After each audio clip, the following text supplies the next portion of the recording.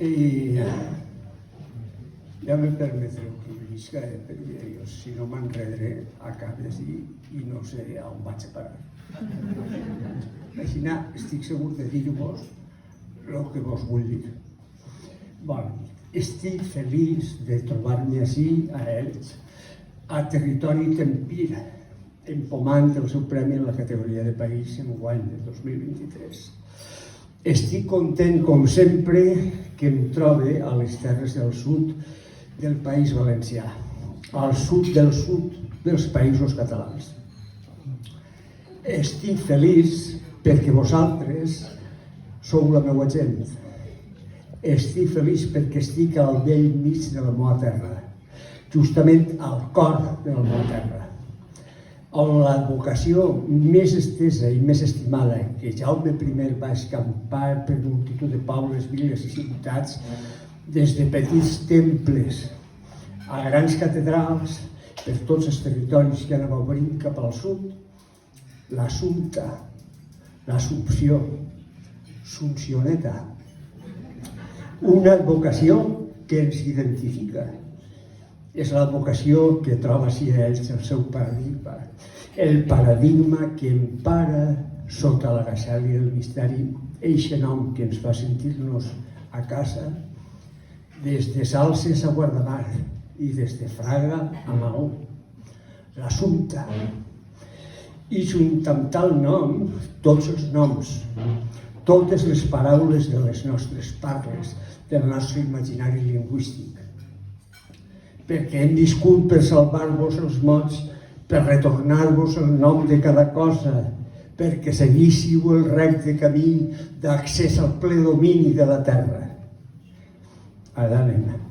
Em permetreu algun comentari en resposta al vostre premi, ja que m'heu fet vindre d'allà del Càcer i hem vingut tot el viatge en les hores que el sol baixava cara al sol com els falangistes. Horrible.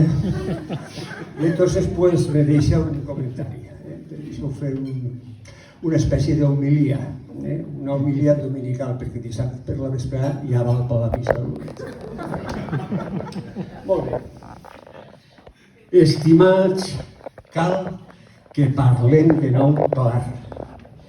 La gent de a peu, i més encara els polítics que estimen la terra, parlar clar, com ho fèiem en els temps que iniciàvem este camí de progrés, de recuperació i de construcció d'un país que ja anem fent, en aquell temps de la revolució cultural del 68, en aquells anys 70, quan van pegar-li la volta a aquell món caduc contra el que continuem lluitant. Sembla, ja fa massa anys, com que gran part de la població valenciana necessitara paraules suavitzades, expressions atenuades, fórmules pal·liatives, aspiracions dissimulades, silencis de moment, fórmules ambigües, paños calientes, com diuen els espanyols. Perquè, clar, les consciències de la gent estan molt alienades i cal, per tant, un despertar tranquil, suau, progressiu, molt progressiu, progressivíssim, tan progressiu que no arriba mai, sinó al contrari, parlem cada volta de manera més ambigua, més somorta, més fluixeta, i deixem de dir aquelles coses que no volen que estiguen, que no volen qui? Pues els que no estimen la terra i els botiflers de casa. Cal que parlem de nou clar. Cal que superem la demonització de paraules i de conceptes que treballa tenaçment l'espanyolisme supremacista i malaltís. Cal que recuperem la llibertat d'expressar en veu alta els nostres pensaments, trencant eixa forma de censura encoberta, de censura, en definitiva, d'autocensura, en definitiva. No cal buscar excuses. Cal que parlem De nou, clar, no podem no estar d'acord amb algunes idees o en algunes estratègies, però no podem col·laborar en la demonització de paraules i conceptes. Tornem a parlar de països catalans, o deixem parlar de països catalans. Tornem a dir sovint que la nostra llengua és el català. Diguem amb tota claredat que Espanya mai ha estat un bon negoci per a nosaltres. No fem cara d'espant quan algú parli d'independentisme, encara que no ho siguem independentistes, perquè els independentistes són fills de la terra, que estimen la terra, no són dimonis. En tot cas, són àngels. Diguem País Valencià cada dia i a cada ocasió. Expliquem als nostres fills que la nostra terra forma part de l'estat espanyol gràcies a la destrucció violenta del nostre estat valencià i de les nostres institucions i gràcies a la massacre de la tercera part de la població valenciana fa només 300 anys. Plantem cara al bullying que estan fent contra la terra, contra la llengua. Deixem de ser valenciano-callants, com els nets del tio Canya, que segons diu la cançó mai parlen en castellà. Potser la prudència és necessària. També els que usen la prudència amb excés, ja fa massa anys, també estimen la terra, evidentment. Però potser el que cal ara, sobretot, és parlar amb claretat de totes les coses, perquè res del que ens convé és perillós. Res del que pot ser que es poguera convindre o no, no és perillós, ni és difícil d'entendre, no passa res. Obrim la boca ja, perdeu, obrim la boca. Per què passa? Que la gent que estimem... Per què? Per què la gent que estimem la terra sentim un rebuig instintiu contra allò de per ofrenar noves glòries a Espanya?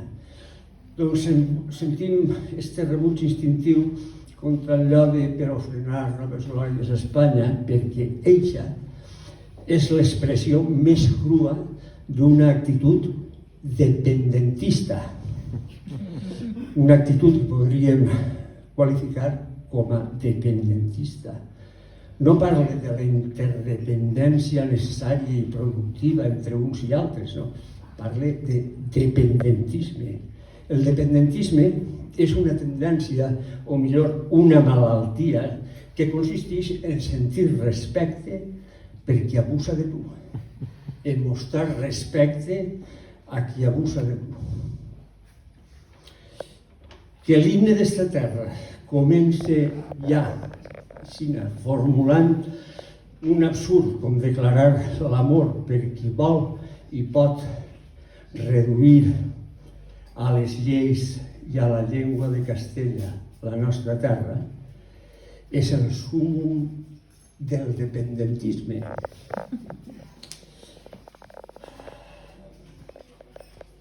Què vol dir? Sí, exactament. Bé, què justifica ara això d'oferir noves glòries a Espanya? Què és el que ho justifica? En nom de quines raons podem oferir a Espanya tal glòria o tal altra? Quin sentiment d'espanyolitat hem de sentir nosaltres quan patim bullying per parlar quan parlem? Quan aguantem pressions de tota mena per a que deixem de parlar quan parlem? Quan aguantem que ens toquen la butxaca i es gasten bona cosa els nostres diners en pagar les obres del veïnat? No són estos precisament els motius pels que podem entusiasmar-nos ni enamorar-nos de l'Estat que ens administra d'esta manera durant dotzenes i dotzenes i dotzenes d'anys. Eixe amor a qui ens està boixant té un diagnòstic. Eixa malaltia no es diu hipertiroidisme, no es diu autisme ni nanisme, no. Eixa malaltia es diu dependentisme. És a dir, afició a la dependència, gust per la submissió, amor a la precarietat. Si patim un càncer que ens arruïna, no és l'independentisme, és el dependentisme. Això és el càncer.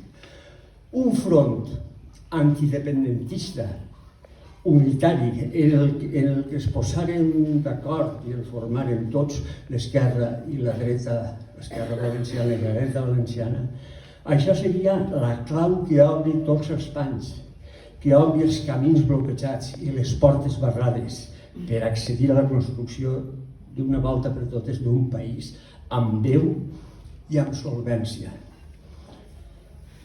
Li ho vaig sentir dir fa un parell de dies per la televisió de Punt al president transportista, Amazon. Deia que se han acabado los tiempos de la sumisión de la Comunidad Valenciana. Ahora nosotros vamos a reclamar todo lo que se le ha estado negando a la Comunidad Valenciana. Molt bé, president, en tots els respectes, perquè vostè és el president de la Generalitat, organitza vostè la plataforma antidependentista del País Valencià, que tots ens apuntarem. Estimats amics del Tempir, estimats amics de la Terra, moltes gràcies per aquesta distinció que m'heu encolomat. Procuraré no desenganyar-vos. Vos he parlat des de la meva ànsia internacionalista, que no pot tolerar, que no pot admetre cap forma de colonització, cap forma d'abús de poder per part d'una comunitat humana sobre una altra comunitat humana. I acaba ja, i no cal que em corregeu.